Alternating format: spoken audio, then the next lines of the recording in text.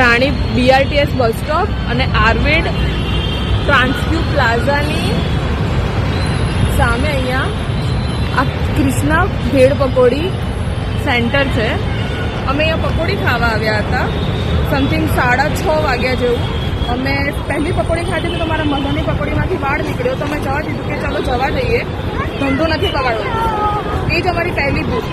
પછી છેલ્લી પકોડીમાંથી મારી પકોડીમાંથી આ હાડકું નીકળ્યું છે. જ્યારે અમે એમને કીધું તો એમને અમને એવું કીધું કે આ લાકડું છે. એના પછી અમે અમારી જોડે આવેલા પકોડી ખાનારા બીજા 4 લોકોને બતાવ્યું તો એમણે બી કીધું કે આ હાડકું છે.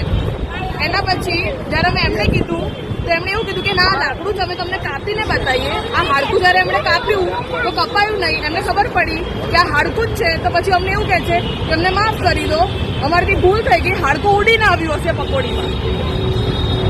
ધૂળ માટી ના ઉડે પણ હાડકું ઉડીને પકોડીમાં આવે. અને પછી અમે એવું કહે છે કે સોરી, આમાં અમારો કંઈ વાંક નથી. દુકાન એમની, પકોડી એમની, તો વાંક અમારો કે અમારા મોઢામાં હાડકું આવ્યું. મારી લાઈફના 25-22 વર્ષમાં અમે કોઈ નોનવેજ નથી ખાધું અને આ વસ્તુ અચાનક આ વસ્તુ થાય તેનું જવાબદાર કોણ? અમે જેટલી બી ફૂડ સેફટી માટેની વેબસાઇટથી બધા પર ફોન કર્યા, કમ્પ્લેન કરી, કશું જ થયું નહીં. અને અમે અત્યારે અમને ખાલી એટલું કહે છે કે સોરી, આમાં અમે કશું જ ના કરી શકીએ.